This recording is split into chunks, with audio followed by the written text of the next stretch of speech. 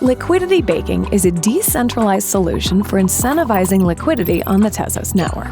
Introduced during the Granada upgrade in August 2021, liquidity baking subsidizes a liquidity pool that maintains a supply of tokens with constant 1-to-1 value ratio between Tez and Bitcoin on the Tezos blockchain.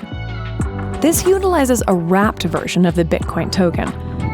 To receive a wrapped token, a Bitcoin holder makes a deposit to a custodian, who then issues the equivalent amount of a wrapped Bitcoin token, called TZBTC, letting Tezos network users interact using Bitcoin. The simplest way to interact with a liquidity baking pool is to purchase the Sirius token. Sirius is a liquidity pair-based token that lets users automatically participate in liquidity baking by purchasing the token, and thus a portion of the liquidity pool. Alternatively, users can purchase equivalent amounts of Tez and TZBTC and add them to a liquidity pool in exchange for liquidity provider tokens. By taking part in liquidity baking, users can earn rewards from the network.